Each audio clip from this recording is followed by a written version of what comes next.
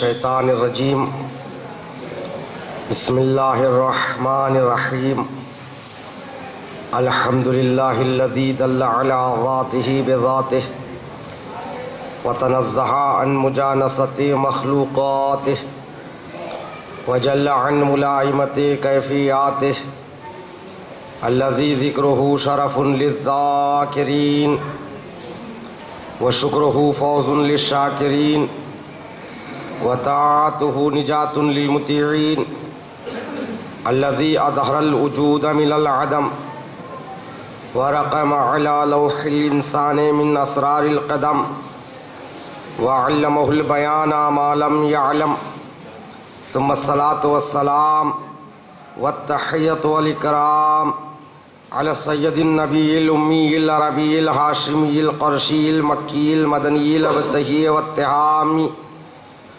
السید البہی والسراج المضیء الکوكب الدری صاحب الوقار والسکینہ المدفون بأرض المدینہ على عبد المعید ورسول المسدد المصطفى الامجد والمحمود الاحمد حبیب الہ العالمین وخاتم النبیین وشفیع المذنبین ورحمت للعالمین ابی القاسم محمد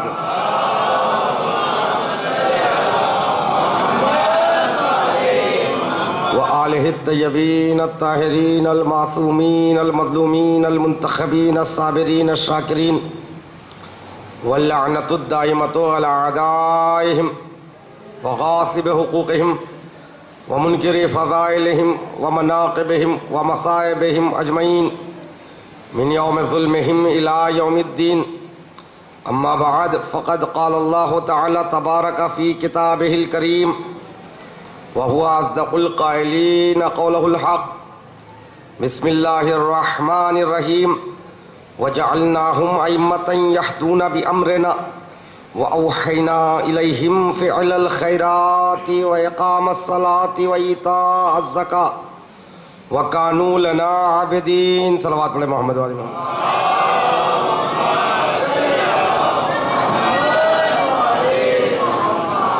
حضرات محترم، قبل اس کے کہ گفتگو کا آغاز کروں، شب جمعہ ہیں، آپ حضرات سے گزارش ہے ایک مرتبہ سورہ حمد، 3 مرتبہ سورہ اخلاص کی تلاوت فرما کر مرحوم سید محمد سعید حیدر زیدی ابن سید بخش محمد، مرحومہ سیدہ نصرت زیدی بنت علی زیدی بنت علی عباس زیدی، اور اسی طرح ایک اور سید محمد ابن علی مرحوم ابن سید علی نقی، اور قمر فاطمہ بنت محمد تقی، ان تمام مرحومین اور مرحومات کے لیے ایک مرتبہ سورہ حمد، 3 مرتبہ سورہ اخلاص کی تلاوت فرما کر ان کی ارواح کو شاد.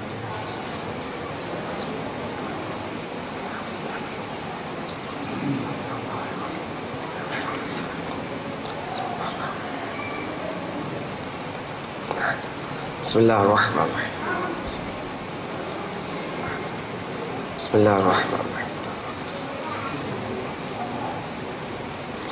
صلوات پڑھیں محمد وعلی محمد.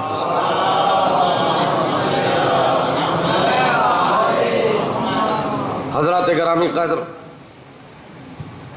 مذکورہ آیہ کریمہ کے ذیل میں گفتگو کا سفر آج آخری منزل میں ہے.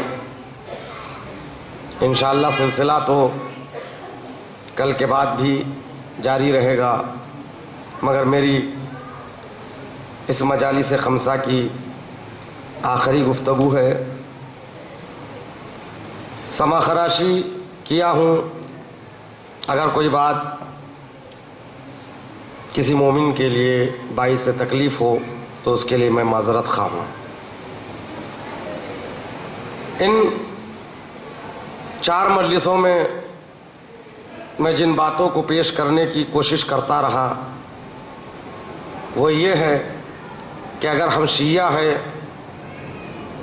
تو ہمارے پاس امام اور امامت کی حقیقی معرفت ہونی چاہیے. اگر ہمارے پاس امام کی حقیقی معرفت نہیں ہے تو یقین مان لیجئے کہ ہم شیعہ نہیں ہیں۔ شیعت کا امتیاز عقیدہ امامت ہے۔ عقیدہ امامت ہمارے مذہب سے اگر جدا ہو جائے تو پھر ہمارا کوئی امتیاز ہی نہیں ہے۔ امام کا لازمہ اطاعت ہے۔ اطاعت کے بغیر امام اور امامت کا تصور ایک تصور محض ہے۔ جس طرح میں نے عرض کیا تھا کہ امام یعنی راستے پر ہمیں آگے لے کر جانے والا، اسی کو حق ہے یہ کہے کہ یہ میرا امام ہے جو راستے پر اس کے پیچھے چل رہا ہو۔ جو راستے پر امام کے پیچھے نہیں ہے اسے یہ حق بھی نہیں ہے کہ وہ کہے کہ میرا یہ امام ہے۔ مقام اطاعت میں ہم ہیں تو ہمیں یہ حق ہے کہ ہم انہیں امام کہیں، اپنے آپ کو ان کا شیعہ کہلائے۔ اگر اطاعت نہیں ہے، عقیدہ امامت تصور محض ہے، لہذا امام کی معرفت ضروری۔ معرفت امام یعنی یہ ماننا کہ پروردگار عالم نے ان 12 کو رسول کے بعد رسول کا جانشین قرار دیا، ان کی اطاعت کو شریعت میں ہم پر واجب قرار دیا، شریعت میں ان کی اطاعت کو ہم پر لازم قرار دیا۔ یہ مانتے ہوئے یہ عقیدہ رکھے یہ جسم میرا ہے مگر میرا نہیں، یہ آنکھیں میری ہیں مگر میری نہیں، یہ دل میرا ہے مگر میرا نہیں۔ آنکھ وہیں پر اٹھے جہاں امام کی مرضی، ہاتھ وہاں پر بلند ہو جہاں امام کی مرضی، دل اس کے لیے دھڑکے جس کے لیے امام کا دل دھڑکتا ہے، راستہ وہ اختیار کرے جو امام کا راستہ ہے۔ یعنی عقیدہ امامت اور معرفت امام کے معنی یہ ہے میں کچھ نہیں، میرا کچھ نہیں، میں امام کا ہوں اور میرے پاس جو کچھ ہے وہ امام کا ہے۔ صلوات پڑھیں محمد والے محمد۔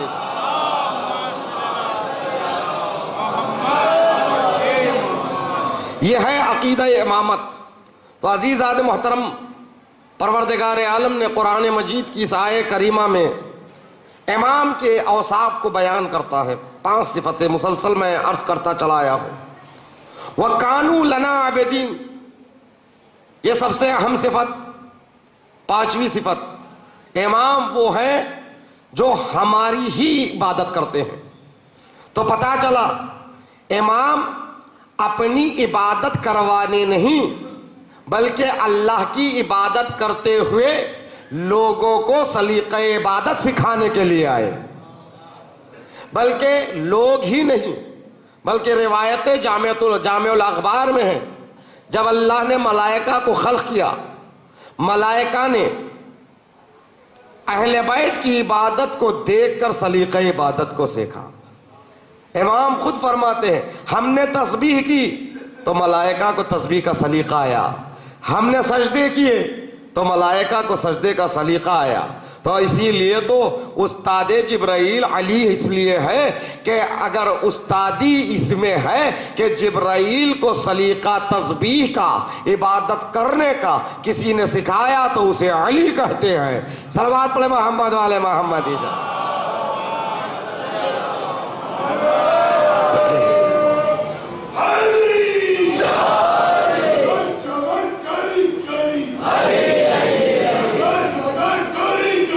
علی علی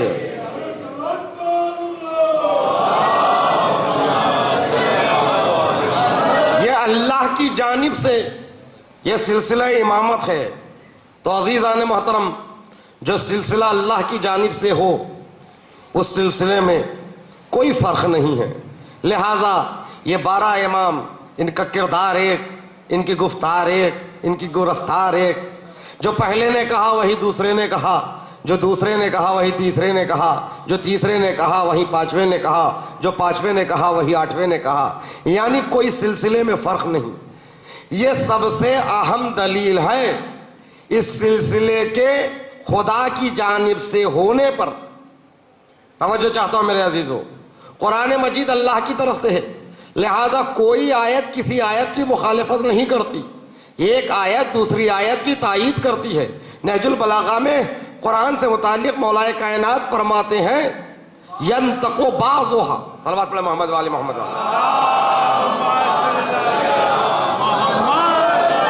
ینطق بعضہ عن بعض. قرآن کا بعض حصہ بعض حصے کے ذریعے گفتگو کرتا ہے، بعض حصہ بعض حصے کی گواہی دیتا ہے. کیوں؟ قرآن کا مکمل، قرآن اللہ کی طرف سے ہے. جب اللہ کی طرف سے مکمل ہے تو کسی آیت میں کسی آیت سے ٹکراؤ نہیں ہے، کسی سورے کا کسی سورے سے ٹکراؤ نہیں ہے. کیوں؟ منبع ایک ہے، مصدر ایک ہے، جہاں سے نازل ہوا وہ جگہ ایک ہے. تو عزیزان محترم، قرآن میں اختلاف اس لیے نہیں ہے کہ قرآن پورے کا پورا ایک نے نازل کیا ہے، لہذا 12 میں اختلاف اس لیے نہیں ہے کہ 12 کے 12 کو ایک نے بھیجا ہے. یہی تو بات ہے، جس کا سلسلہ وہاں سے ہے ان میں اختلاف نہیں، جن کا سلسلہ دنیا میں سے ہے ان میں بڑا اختلاف ہے. صلوات پڑھیں محمد والے محمد.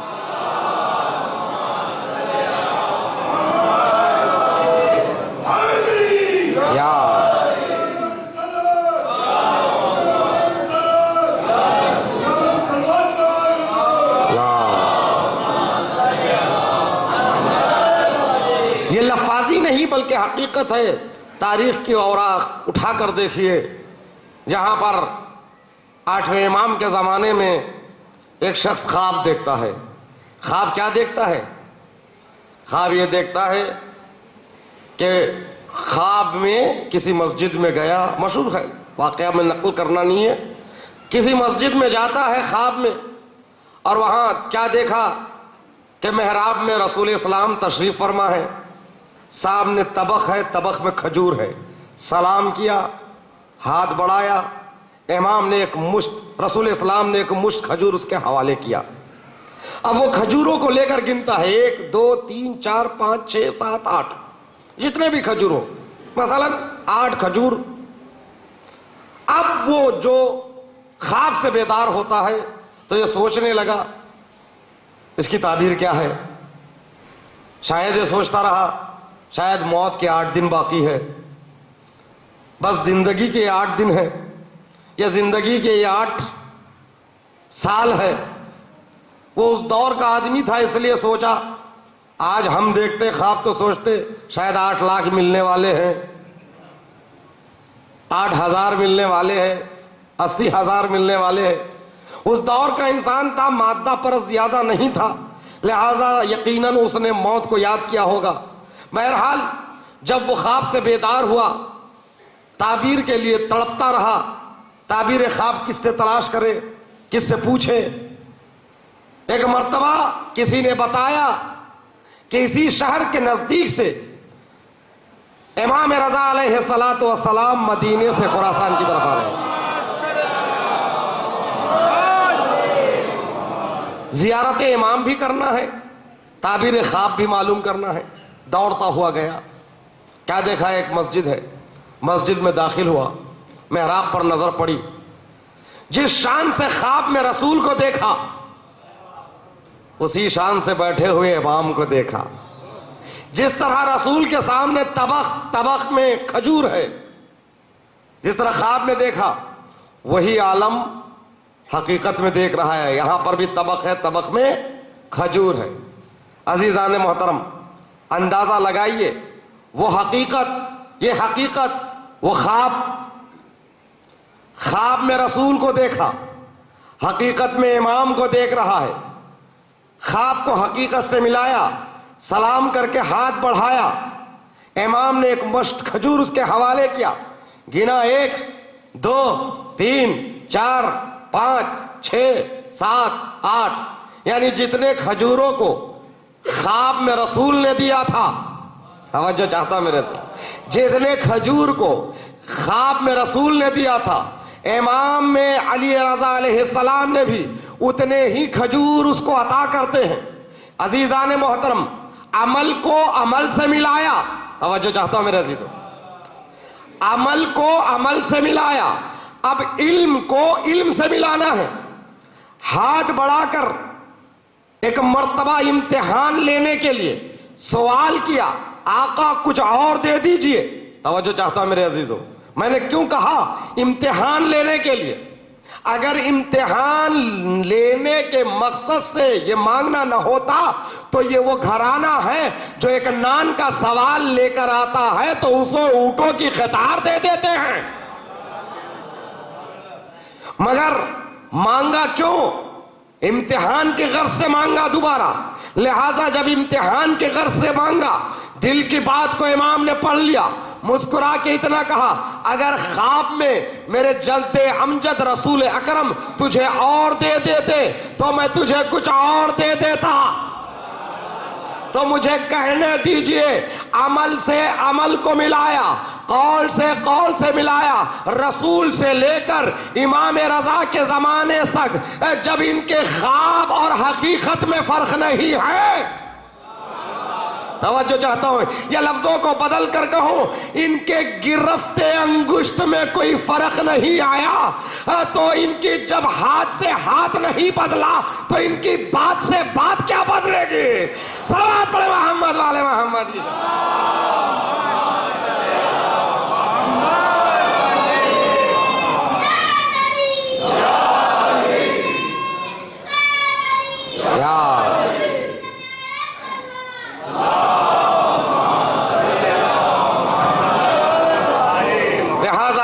محترم، اول سے لے کر آخر تک یہ سب کے سب امام ہیں، لہذا میں تاکید یہ کرتا ہوں، ہر امام کی شہادت کا غم منانا، ہر امام کی ولادت کی خوشی منانا۔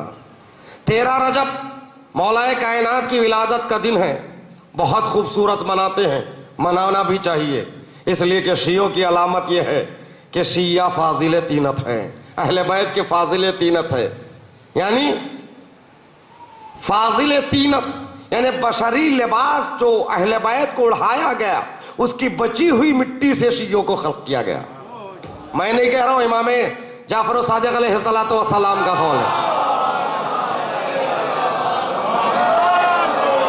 جب ہم فاضل تینت ہیں تو دلیل کیا ہے؟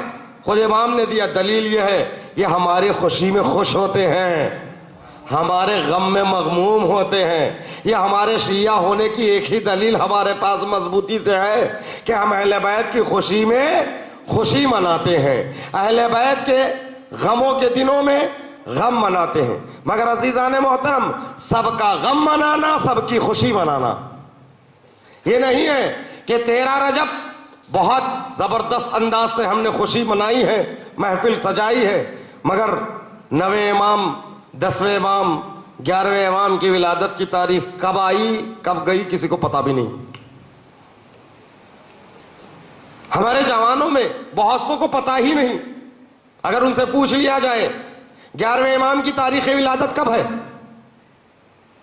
10ویں امام کی تاریخ شہادت کب ہے، پتا نہیں۔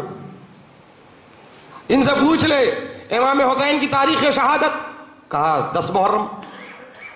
توجہ چاہتا، کربلا سب سے الگ ہے، کربلا کا واقعہ سب سے الگ ہے، اس کو جیسا بھی منائے ہم نے کب منایا، مگر عزیزان محترم کسی امام کے حق میں کوئی کمی نہ کرنا۔ کم سے کم آپ محفل اس انداز سے منعقد نہیں کر سکتے تو گھر کے ماحول سے پتا چلنا کہ آج امام کی ولادت کی تاریخ ہے، گھر کے ماحول سے پتا لگے کہ آج امام کی شہادت کی تاریخ ہے، گھر کے ماحول میں خوشی ہو، بار بار بچوں کے درمیان میں تذکرہ ہو، آج 9ویں امام کی ولادت کی تاریخ ہے، آج میٹھا بنایا جائے، آج نئے کپڑے پہنائے جائے، بچوں کو لے کر بیٹھے، نئے امام کے واقعات کو سنائے۔ توجہ چاہتا ہوں میرے عزیزوں، 9ویں امام کے حالات کو بتائے تاکہ بچے کو پتا چلے آج کا دن ہمارے امام کی ولادت کی تاریخ ہے۔ ایران میں ہوتا ہی ہے، ایران میں ہر امام کی ولادت اور شہادت کو چھٹی نہیں دی جاتی، کچھ امام کے شہادتوں کو چھٹی دی جاتی ہے، جیسے عاشور، جیسے امام رضا کی شہادت، جس طرح 10 محرم، اور بھی کئی امام ہیں۔ مگر باقی ائمہ کی جو ولادتیں ہوتی ہیں اور شہادتیں ہوتی ہیں، اس میں ہوتا یہ ہے کہ اسکول کا آخری پیریڈ کو جو ہے تعطیل کر دیا جاتا ہے، اور پورے بچوں سے کہا جاتا ہے کہ آپ ہال میں جمع ہو جائیں۔ اگر محفل کی تاریخ ہے تو ہال کو سجایا جاتا ہے، بچوں میں شیرینی تقسیم ہوتی ہے، قصیدے پڑھے جاتے ہیں، اور اس کے بعد بچوں سے مقالہ لکھنے کے لیے کہا جاتا ہے، پہلے ہی سے وہ مقالہ پڑھتے ہیں، انہیں انعامات دیے جاتے ہیں، کسی عالم کو بلایا جاتا ہے، بچوں کے انداز سے میں بچوں کو سمجھایا جاتا ہے۔ تو عزیزان محترم، ہمارے معاشرے میں ان چیزوں کو لانے کی ضرورت ہے۔ بچوں کو صرف ہم بھیج دیتے ہیں اسکول، صبح بچہ جاتا ہے، شام میں بچہ آتا ہے، نہ دین کی خبر ہے، نہ امام کی خبر ہے، کس امام کی تاریخ ولادت کب ہے اسے پتہ نہیں، کس امام کی تاریخ شہادت اس کا پتہ نہیں۔ تو عزیزان محترم، واقعاً ہم شیعہ ہے تو صرف ایک تو امام نہیں، 12 کا اماموں کی ولادتوں پر خوشی مناؤ اور 11 اماموں کی شہادتوں پر غم منانا۔ ارے ہم اہل بیت کے خوشی میں خوشی منائیں گے، اہل بیت کے غموں میں غم منائیں گے، اس لیے کہ ہم شیعہ ہے تو ہماری یہ علامت ہے۔ صلوات پڑھے محمد والے محمد جی۔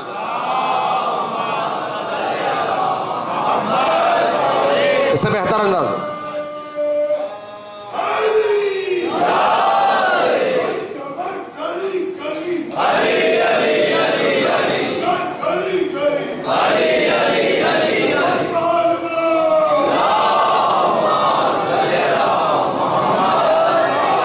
ہمارے بچوں کو اگر آمادہ کرنا ہے، آراستہ کرنا ہے، تو ہمارے پاس ائمہ کے تو واقعات ہیں۔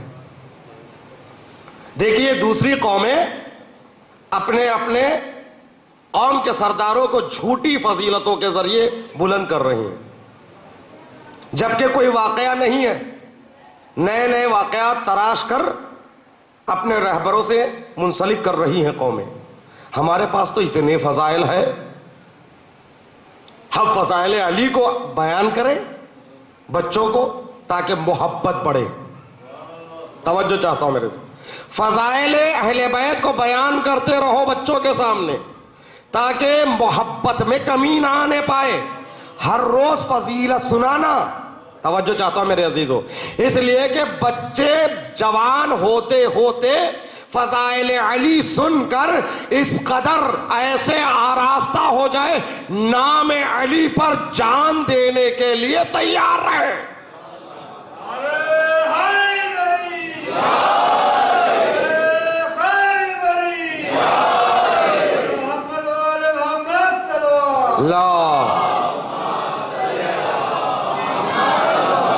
یہ تاکید رسول اللہ علیہ السلام نے کی ہے، زینوا مجالسکم بذکر علی ابن ابی طالب۔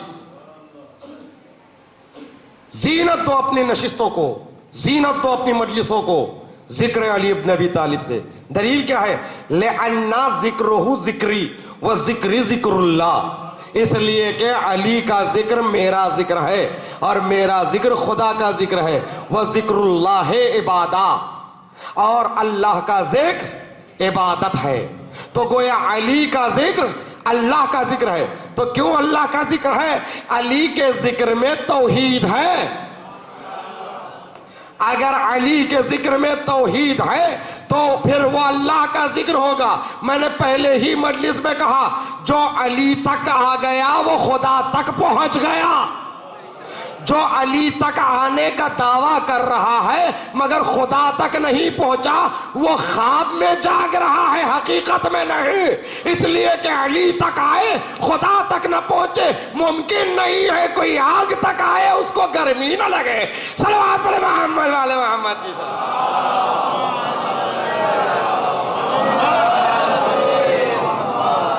ایک اور صلوات پڑھے محمد والے محمد کی۔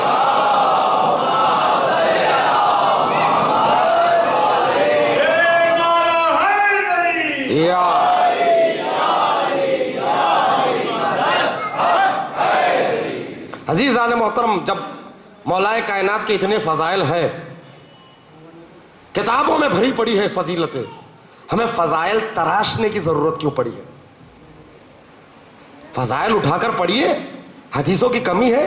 کون منع کرتا فضائل کو پڑھنے سے؟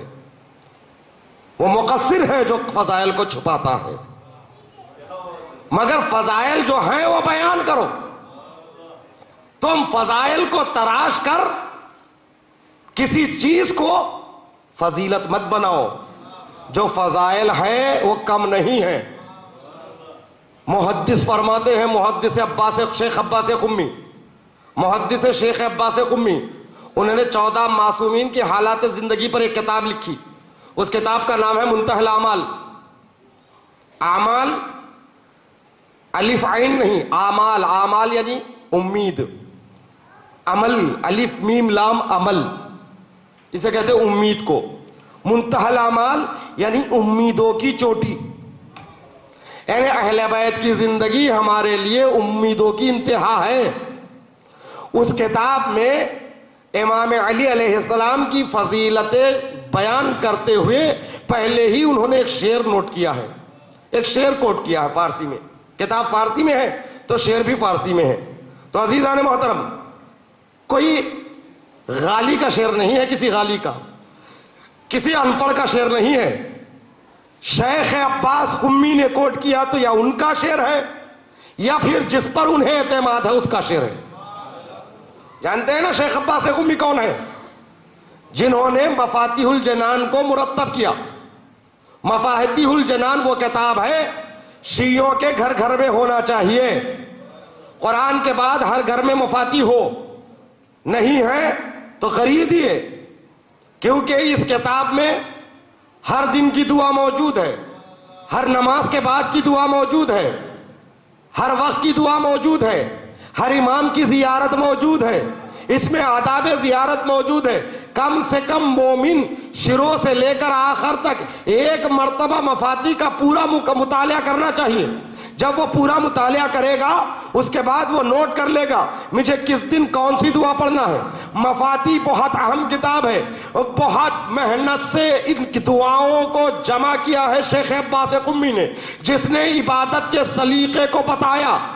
اقبال الاعمال سے اور بھی کامل الزیارہ سے، تمام کتابوں سے زیارتوں کو جمع کیا، دعاؤں کو جمع کیا۔ جتنے اپنی دعاؤں کے ذریعے توحید کا سلیقہ بتایا، اسی نے تاریخ ائمہ بھی مرتب کیا ہے۔ توجہ چاہتا ہوں، یہ ہے عالم ایسے ہوتے ہیں، ادھر بھی ہیں ادھر بھی ہیں۔ یہ نہیں کہ اس راستے پر چل گئے تو ائمہ کی تاریخ کو بھول گئے، نہیں، ائمہ کی تعریف بھی لکھا اور عبادتوں کا سلیقہ بھی بتایا۔ تو منتہی الاعمال میں انہوں نے ایک شعر کوٹ کیا، میں فارسی کا شعر پڑھتا ہوں، ترجمہ کرتا ہوں، دیکھنا ہے جذبہ ایمانی کے لیے آپ کیا کرتے ہیں۔ شعر یہ ہے، کتاب فضل ترا آب بحر کافی نیست۔ توجہ چاہتا ہوں میرے عزیزو، میں نے اتنا اس لیے مقدمہ باندھا، کوئی عام شاعر کا شعر نہیں ہے جسے شیخ عباس قمی نے کوٹ کیا ہے، یا ان کا شعر یا جس شاعر پر اس محدث کو اعتماد ہے اس کا شعر ہے۔ تو عزیزان شعر سن لیجئے، کتاب فضل ترا آب بحر کافی نیز کہ ترکنم سر انگشت و صفا بشمارم۔ مولا کے لیے فرماتے ہیں شیخ عباس قمی، یا علی یا علی یا علی، آپ کے فضائل کی اتنی کتابیں ہیں۔ اللہ اکبر، حدیث قدسی ہے، حدیث اللہ کی فضیلتوں کی، اللہ نے کہا ہے فضائل علی میں حدیثیں، رسول کی حدیثیں ہیں، فاطمہ کی حدیثیں ہیں، امام حسن کی ہے، امام حسین کی ہے، امام سجاد کی ہے، امام باقر کی ہے، امام صادق کی ہے۔ تمام ائمہ نے مولائے کائنات سے متعلق احادیث کو بیان کیا ہے۔ شاعر کہتا ہے، یا علی آپ کی فضیلت کی اتنی کتابیں ہیں، اور اتنی کتابیں ہو سکتی ہیں اگر تمام فضائل کو جمع کر دے کتابوں میں لکھ دی جائے تو اتنی کتابیں ہو جائیں گی۔ ان کتابوں کو لے کر اگر دریا کے کنارے بیٹھ جائیں، توجہ چاہتا ہوں میرے عزیزو، جب آپ اور ہم مطالعہ کرتے ہیں نا تو کیا کرتے ہیں، کتاب کے اوراق کو جلدی پلٹنا ہوتا ہے نا تو لعاب دہن سے انگوش کو ترک کر لیتے ہیں تاکہ اوراق الٹے۔ پھر لعاب دہن سوکھ جاتا ہے تو پھر تھوڑے سے لعاب دہن کو انگلی سے مس کر لیتے ہیں، پھر الٹاتے ہیں۔ محدث قمی کہتے ہیں یا علی آپ کی فضیلتیں اتنی ہیں، اگر کتابوں میں لے آ کر دریا کے کنارے بیٹھ جائے، دریا میں انگلی ڈبوتے رہے، پھر پلٹتے رہے، پھر ڈبوتے رہے، پھر پلٹتے رہے، پھر ڈبوتے رہے، پھر پلٹتے رہے، یہاں تک کہ دریا کا پانی خشک ہو جائے گا، کتابوں کی ڈھیر باقی رہے گی۔ صلوات پڑھے محمد۔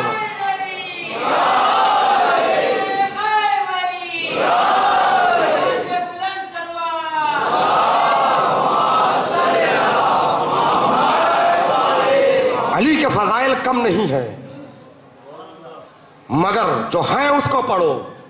نہج البلاغہ میں میرا مولا فرماتا ہے نزلوا عن الربوبیہ، مجھے ربوبیت سے اتارو، مجھے خدا نہ کہنا، اس کے بعد جو بھی میرے بارے میں کہو گے کم کہا۔ توجہ چاہتا ہوں میرے عزیزو، بس خدا نہ کہنا، خدا نہ کہہ کر میرے بارے میں جو بھی کہو گے تم نے کم کہا ہے۔ مگر ہمارا اصرار یہ ہے کہ ہم خدا ہی بنانا چاہتے ہیں۔ توجہ چاہتا ہوں میرے عزیزو، غلو اسی کو کہتے ہیں، غالی وہ ہے جو علی کو خدا بنا دے، جبکہ امام کہہ رہا ہے مجھے ربوبیت سے اتارو، اس کے بعد تم میرے بارے میں جو بھی کہو گے کچھ نہیں کہا۔ توجہ چاہتا ہوں میرے عزیزو، خدا نہ بنا کر میری شان میں جو کہو گے سمجھو کچھ نہیں کہا۔ مگر یہ کیوں اصرار ہے ہمارا علی کو خالق کہنے کا؟ علی بندگی کی بنا پر قابل فخر ہے۔ کل میں نے کہا تھا، کل یا پرسوں کی مجلس میں، جس چیز پر علی کو ناز ہے وہ بندگی ہے، عبدیت پر ناز ہے۔ معراج انسان کو عبدیت ہی سے ملتی ہے، یہ عبدیت نہیں ہے تو انسان گر جاتا ہے۔ اس لیے کہ پروردگار عالم نے پیدا کیوں کیا؟ کیوں کیا؟ وَمَا خَلَقْتُ الْجِنَّ وَالْإِنسَ إِلَّا لِيَعْبُدُونِ، عبادت کے لیے، عبادت عبدیت تک پہنچنے کے لیے۔ توجہ چاہتا ہوں میرے عزیزو، عبادت عبدیت تک پہنچنے کے لیے۔ اگر عبادت انسان کو عبد نہ بنائے تو وہ عادت ہے، عبادت نہیں۔ اگر عبادت انسان کو عبد نہ بنائے تو وہ عادت ہے، عبادت نہیں۔ خطبہ قاسیہ میں مولا کائنات ابلیس کے بارے میں کہتے ہیں، فرماتے ہیں 7,000 سال تک عبادت کرتا رہا۔ کتنے ہزار؟ 7,000۔ آگے مولا نے اسی خطبے میں فرمایا آج کے زمانے کے شب و روز اور سال نہیں، یہ سورج اور یہ مہتاب کے خلق ہونے سے پہلے کی بات ہے، پرانے سال۔ توجہ چاہتا ہوں، وہ کیسے سال ہے خدا جانے، علی جانے۔ توجہ چاہتا ہوں میرے دیدو، 7,000 سال تک عبادت کرنے والا عبادت گزار تو بنا مگر عابد تو بنا، عبد نہیں بنا۔ توجہ چاہ رہا ہوں، عابد تو بنا، عبد نہیں بنا۔ اگر عبادت انسان کو عبد بنا دے تو وہ عبادت ہے، اگر عبد نہیں بنائے، توجہ چاہتا ہوں، وہ عادت ہے۔ عجب ہے، عادت اور عبادت میں ایک ہی فرق ہے، ایک بے کا فرق ہے۔ عبادت میں بے ہے، عادت میں بے نہیں ہے۔ اور بسم اللہ کے بے کا نقطہ علی ہے۔ جو علی کی عبادت میں علی کی عبادت کا اتباع کرتے ہوئے عبادت کرے وہ عبادت ہے، جو ولایت علی کے بغیر ہو وہ عادت ہے، عبادت نہیں۔ صلوات پڑھے محمد والے محمد، یہ شان۔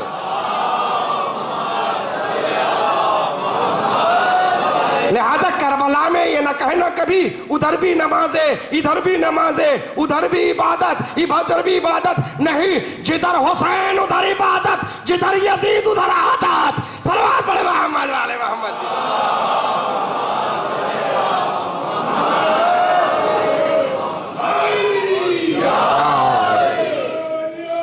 زندہ آباد۔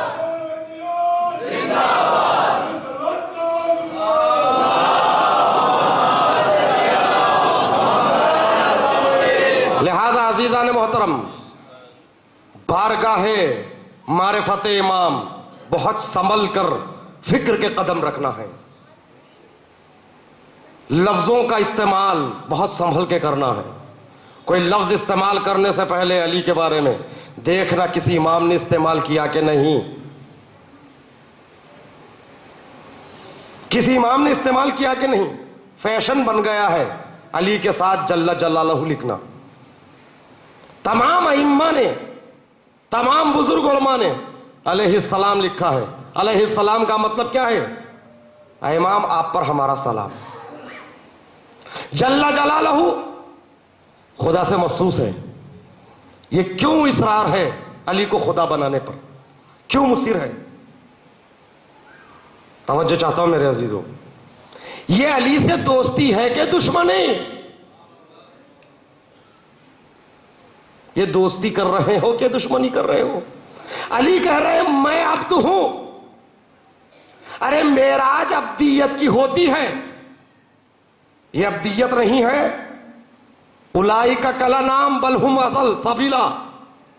اگر انسان اللہ کو نہیں پہچانے، عبادت نہ کرے تو بیکار ہے۔ قرآن کہہ رہا ہے وہ چوپایوں کی طرح ہے، جانوروں کی طرح ہے۔ بل ھم اضل، ان سے بھی گئے گزرے ہیں۔ کیوں؟ ارے چوپائے اس لیے ہے ان کے پاس عقل نہیں ہے۔ تم عقل رکھتے ہوئے بھی جانور کی طرح ہو تو اس کا مطلب جانور سے بھی گئے گزرے ہو۔ توجہ چاہتا ہوں میرے عزیزو، اگر عبدیت کو حاصل نہ کرے انسان تو چوپایوں سے بدتر، مگر معراج عبدیت پر پہنچے تو انسان اتنا بلند ہوتا ہے، اتنا بلند ہوتا ہے، ایک منزل یہ آتی ہے جہاں جبریل بھی کہتے ہیں یا رسول اللہ آپ کے آگے منزل ہے، میں آگے نہیں آ سکتا۔ تو جہاں فرشتہ رک جاتا ہے عبدیت اس کے آگے جاتی ہے۔ صلوات پڑھے محمد والے محمد جی۔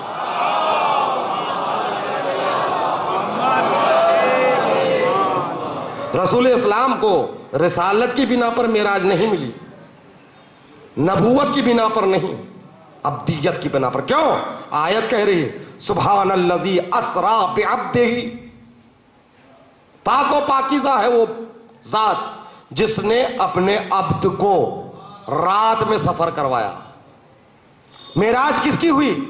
عبدیت کی ہے۔ رسالت اور نبوت پر جسے فضیلت حاصل ہے وہ رسول کی عبدیت ہے، وہ علی کی عبدیت ہے۔ اسی لیے آپ تشہد میں کیا پڑھتے ہیں؟ اشہد ان محمدن عبدہ و رسولہ۔ کیا یہ اس طرح پڑھے کل سے ہم؟ اشہد ان محمدن رسولہ و عبدہ۔ توجہ چاہتا ہوں میرے عزیزو، کیوں ایسا نہیں پڑھ سکتے؟ اشہد ان محمدن رسولو و عبدہ، ہم گواہی دیتے ہیں محمد کی وہ اللہ کا رسول ہے اور اللہ کا عبد ہے۔ نماز باطل۔ توجہ چاہتا ہوں میرے عزیزو، نماز باطل۔ کیوں باطل؟ ہمیں ترمیم کا حق نہیں، جیسے امام نے پڑھا ویسی نماز پڑھو،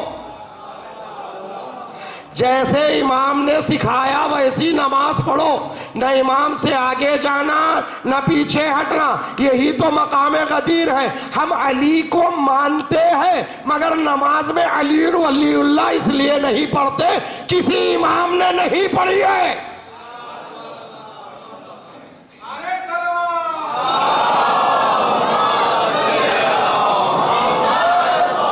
اگر کوئی روایت صحیح سند روایت مل جائے کہ امام نے پڑھی ہے تو کیا ہمارے مجتہدوں کی نظروں سے وہ روایتیں نہیں گئی؟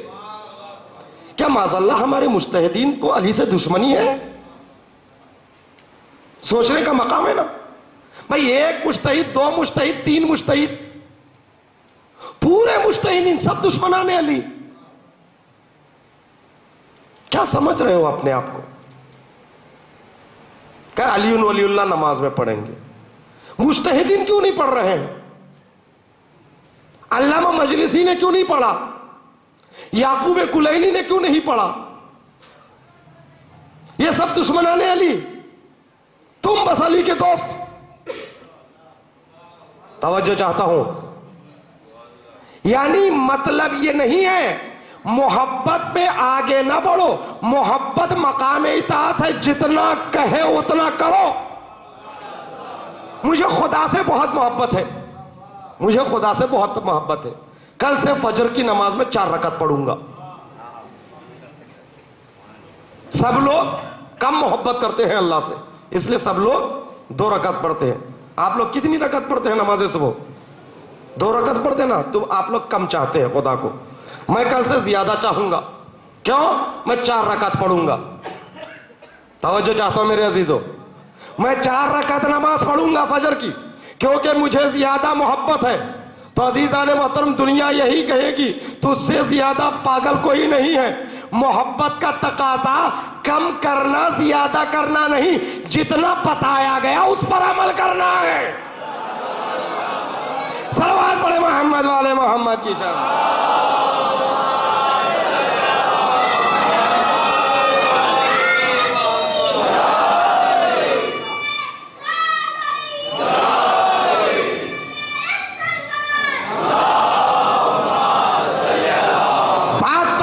آئی تو درمیان میں بات آ گئی، کہا عبدیت اہم ہے، لہٰذا آپ یہ نہیں کہہ سکتے رسالت اللہ کی ہے. لہٰذا میرا دل چاہتا ہے میں کہوں گا اشہد ان محمدن رسول و عبدہ. نماز باطل ہے، کیونکہ ترتیب تشہد کی نص سے، روایت معصوم سے ہے، نص سے معصوم ہے. کیسے پڑھنا ہے؟ اشہد ان محمدن عبدہ و رسولہ. تو عبدہ پہلے پڑھنا ہے ورسولو بعد میں پڑھنا ہے. پتہ کیا چل رہا ہے؟ عبدیت بافضیلت ہے رسالت رسول پر. صلوات پڑھے محمد والے محمد کی.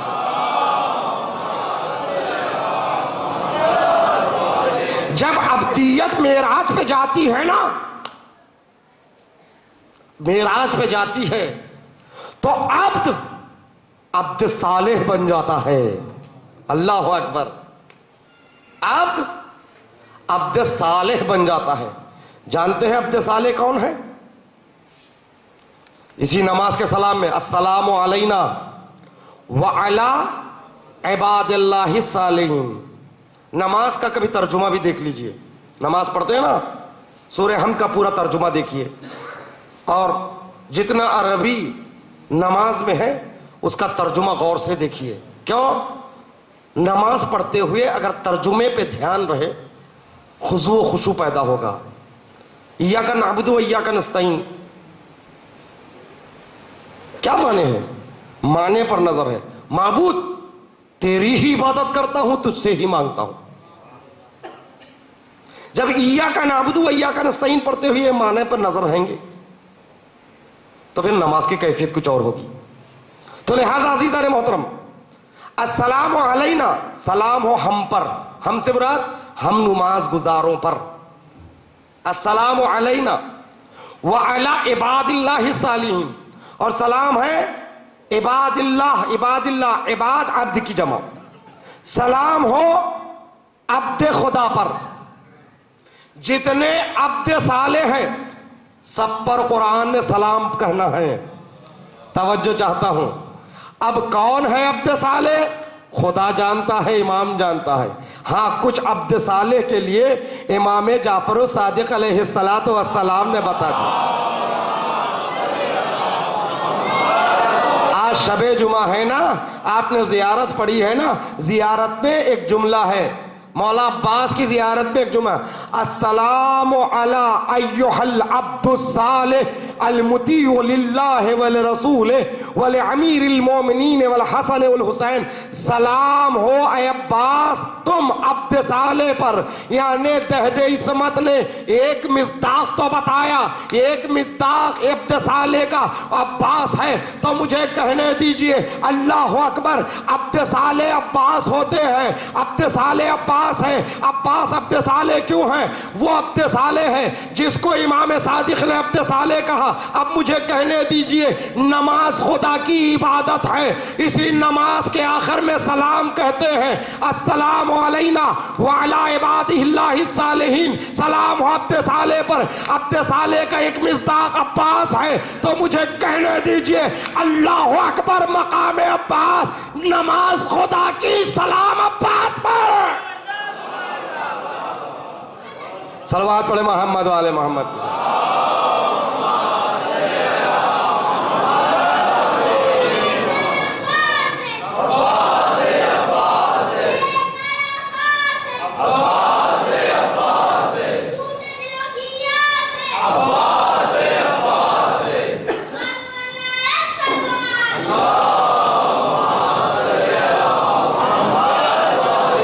عزیزان محترم، حد سے بڑھ جانا یا حد سے پیچھے رہنا، بڑھ جانا غلو ہے، رہ جانا قصر ہے، مقصر ہے، اور روایتوں میں دونوں کی مذمت ہوئی ہے، مقصرین پر بھی لعنت، غالیوں پر بھی لعنت۔ نہ غالی بنو نہ مقصر بنو، پھر کیا بنے؟ غدیری بنو۔ غدیری کون؟ شیعہ۔ جو آگے گئے تھے ان کو پیچھے بلایا گیا، جو پیچھے رہ گئے ان کو انتظار ہوا۔ نقطہ غدیر ہے تشیع، نہ آگے جاؤ نہ پیچھے رہو، شیعہ بن کے جیو۔ یہ زبردستی والی مولائیت نہیں چلنے والی ہے۔ میرا دل کہتا ہے تم اور تمہارا دل، نہ میری فکر کہہ رہی ہے۔ ارے وہ تو کہہ رہا ہے کہ مجھ تک طائر فکر آ نہیں سکتا، نہیں یوں ہے یوں ہے، ایسے نہیں یوں ہے۔ میں فکروں کے گھوڑے نہ دوڑانا۔ علی کسی کے سمجھ میں آنے والا نہیں، جو کسی کے عقل میں آ جائے وہ میرا مولا نہیں۔ اتنا مانو جتنا کہا امام نے۔ معرفت امام یہی ہے، معرفت امام جتنا کہہ دے، نہ اس سے کم نہ اس سے زیادہ۔ اسی لیے تو عبد صالح کون؟ عباس۔ کربلا سے لے کر، مدینے سے لے کر کربلا تک مجھے ایک بھی واقعہ بتا دو جہاں عباس نے امام حسین کو مشورہ دیا ہو۔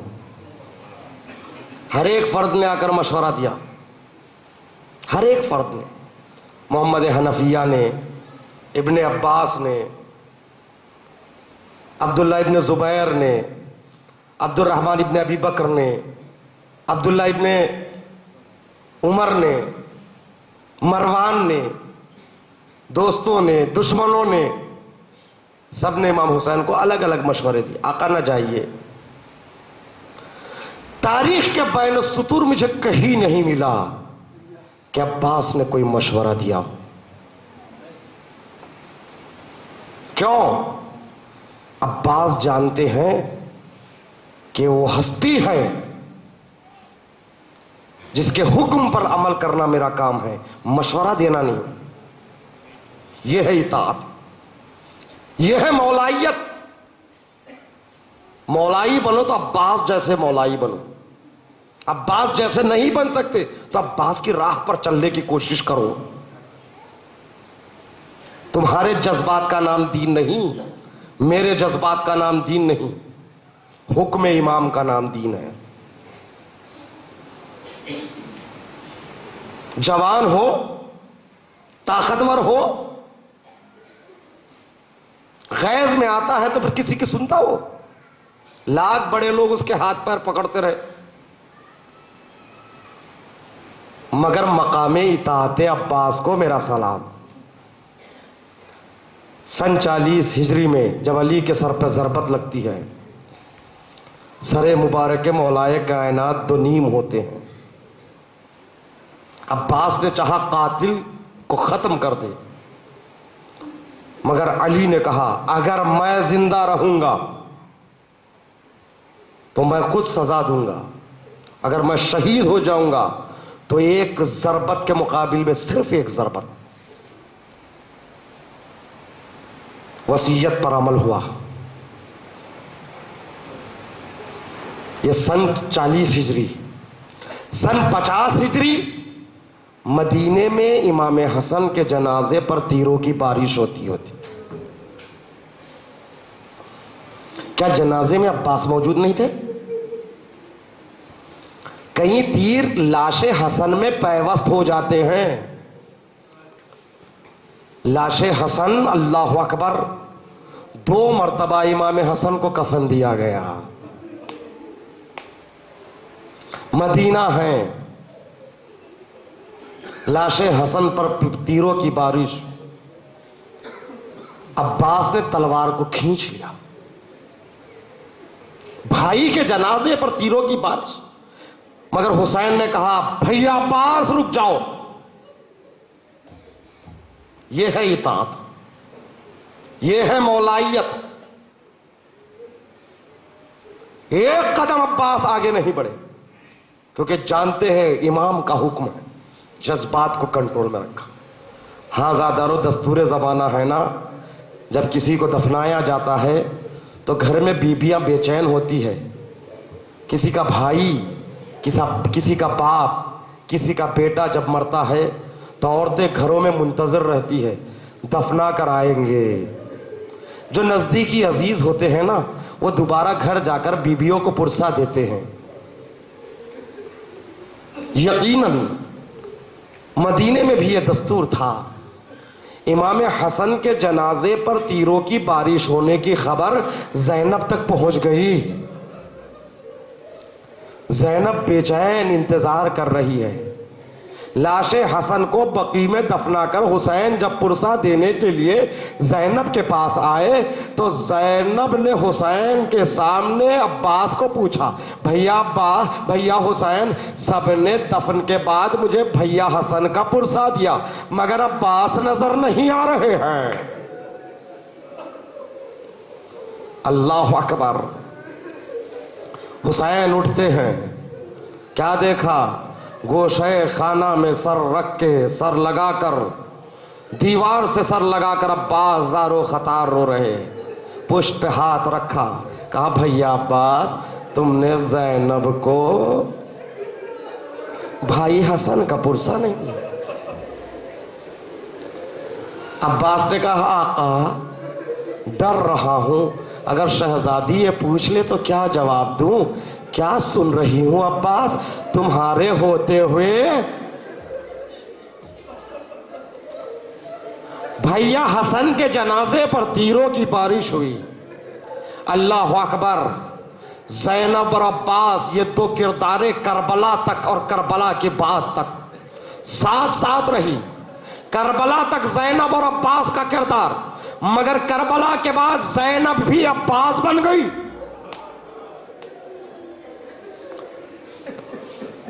اللہ اکبر. زینب نے 2 چیزیں دیکھی ہے، بھائی حسن کو، بھائی حسین کو. بھائی حسن کے 72 ٹکڑے، کربلا میں 72 لاشیں. ہاں زادارو، مجھے پتا ہے اولو محمد کی تابوت کی زیارت ہونے والی ہے. زینب کو پرسا دیجئے، اس بی بی کو پرسا دو جس نے کبھی اپنے بچوں کا ماتم نہیں کیا. کربلا سے شام تک، اللہ اکبر، زینب نے کبھی اولو محمد پہ ماتم نہیں کیا. کوفہ و شام کو فاتح زینب. 2 قافلے مدینے سے چلے، یہ قافلہ کربلا کے لیے، یہ قافلہ کربلا سے شام کے لیے. جو قافلہ کربلا تک آیا اس میں زینب کی اولاد حسین کے سپرد اصغر اور علی اکبر. زینب کی اولاد اولو محمد حسین کے سپرد. حسین کی اولاد جو شام کو فتح کرنا ہے نا، سجاد اور سکینہ وہ زینب کے قافلے میں. ہاں زادارو، حسین کے بچوں پر تو رویا مگر زینب نے اپنے بچوں کو نہیں رویا. شب عاشور جب حسین ایک خیمے کا معائنہ کر رہے تھے تو زینب کے خیمے کے قریب گئے تو کیا دیکھا؟ 2 بچے ماں کے سامنے ایسے بیٹھے ہوئے ہیں جیسے استاد کے سامنے شاگرد بیٹھے ہوئے. شہزادی کہہ رہے بیٹو کل قربانی آل محمد کا دن ہے، اپنے آقا پر جان نچھاور کرنے میں کوئی کوتاہی نہ کرنا. گویا بچے زبان بے زبانی سے کہہ رہے ہیں اماں صبح تو ہونے دیجئے اماں. لو آزادارو، حسین نے یہ گفتگو سنی، دل بھر آیا. صبح عاشور نمودار ہوتی ہے، بازار کارزار گرم ہوتا ہے. ایک مرتبہ اونو محمد سروں پر چھوٹے چھوٹے امامے، تلوار کمر سے باندھی ہوئی ہے. دونوں بچے حسین کے پاس آتے ہیں، کہتے ہیں آقا ہمیں جنگ کی اجازت دیجیے آقا. ایک مرتبہ حسین نے دونوں کے سروں پہ سر رکھ کے کہا پروردگار حسین اتنا غریب ہو گیا. پس خیمے سے آواز آتی ہے بھیا کیا بہن کی قربانیاں قبول نہیں ہوگی؟ لو آزادارو، اونو محمد کو اجازت ملی. کون اونو محمد؟ حیدر کے نواسے اونو محمد، جعفر طیار کے پوتے اونو محمد، عباس کے شاگرد اونو محمد. دونوں بچوں کی جنگ عباس میدان کربلا میں کھڑے ہو کر دیکھ رہے. بچوں نے حملہ کیا، میمنہ پر حملہ کیا، میسرہ پر حملہ کیا، یہاں تک کہ فرات تک پہنچ گئے. ارے غیرت دار بچے، سکینہ پیاسی ہے، غور سے پانی کو دیکھا. 3 دن کی بھوک اور پیاس کے بعد بھی پانی کو چلو تک میں نہیں لیا. پھر پیاسے بچے لڑتے رہے. کہاں تک لڑیں گے؟ یہاں تک کہ دشمنوں نے اونو محمد کو گھیرا. اب جو چاروں طرف سے حملہ ہوا، چھوٹے چھوٹے بچے گھوڑوں کے زینوں پر سنبھل نہ سکے، زمین پر آتے ہوئے آواز دی آقا ہمارا آخری سلام قبول کر لیجئے آقا. لو آزادارو، ادھر سے حسین بڑھے، ادھر سے عباس آئے. جب قریب دیکھ گئے تو کیا دیکھا؟ اونو محمد شہید ہو چکے ہیں. ایک کے لاش کو اکبر کو اٹھایا، ایک کے لاش کو عباس نے اٹھایا. دونوں لاشوں کے درمیان حسین بھانجوں کا ماتم کرتے ہوئے خیمہ زینب میں آئے. زینب کے سامنے لاشوں کو لٹا دیا. اللہ رے قلب زینب، ارے زینب نے دونوں لاشوں کے درمیان میں شکر کا سجدہ کیا اور آواز دی اللہم تقبل منا. پروردگار ان قربانیوں کو قبول فرما. زینب کے آنکھوں میں آنسو نہیں آئے. اللہ اکبر. غور سے زینب نے بچوں کو دیکھا. یقیناً بچوں نے زبان بے زبانی سے یہی کہا ہوگا اماں اب تو راضی ہو گئی ہو نا اماں. اللہ اکبر. لاشیں خیمے سے باہر گئے مگر ماں نہیں روتی ہے. کربلا سے قافلہ چلا سرائے شہداء 9 کے نیزے پر. ارے صبح و شام زینب اونو محمد کے سروں کو نیزوں پر بلند دیکھتی تھی. اللہ اکبر. صاحبان اولاد ہیں، پردے میں میری ماں بہنیں سن رہی ہے. اس عورتوں میں کوئی ایسی بی بی نہ ہو جس کا بچہ مر گیا ہو. اللہ اکبر. جس ماں کا بچہ مر جاتا ہے نا، اس ماں کے نگاہوں کے سامنے سے بچے کے کپڑوں کو ہٹا دیا جاتا ہے، بچوں کے کھلونوں کو ہٹا دیا جاتا ہے تاکہ ماں کو بچوں کی یاد نہ آئے. مگر ہائے زینب، مگر ہائے زینب، کربلا سے شام تک 9 کے نیزوں پر مسلسل ان محمد کے سروں کو دیکھتی رہی. ہاں زیادہ رچلم ہے، مجلس کو تمام کر رہا ہوں. ایک مرتبہ قافلہ شام کے قید خانے میں اسیر ہوا. شہادت سکینہ کے بعد رہائی ملتی ہے. جب 7 دن تک ماتم کیا تو تبرکات بھی آئے، اس میں سرائے شہداء آئے. ہر بی بی نے اپنے اپنے عزیز کے سر کو اٹھا لیا. تو سر ایسے تھے جن کا اٹھانے والا کوئی نہیں تھا. ایک شام کی بی بی کھڑے ہوتی ہے، کہتی ہے کیا ان دونوں کی ماں مر گئی؟ زینب نے کہا نہیں نہیں، ان کی ماں زندہ ہے مگر ان پہ نہیں روئے گی. لوزادارو جانتے ہیں زینب نے اون محمد کو کب یاد کیا؟ جب قافلہ لوٹ کر مدینے گیا اور زینب اپنے گھر آنے کے لیے تیار نہیں.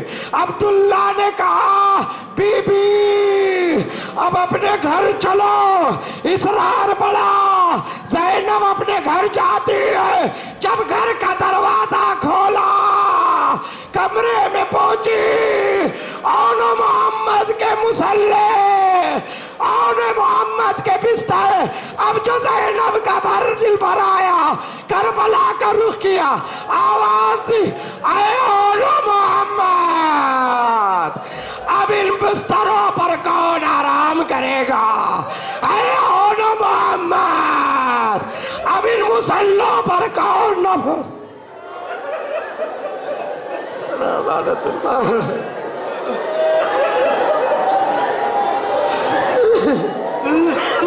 ربنا تقبل منا انك انت السميع. ماتم حسین.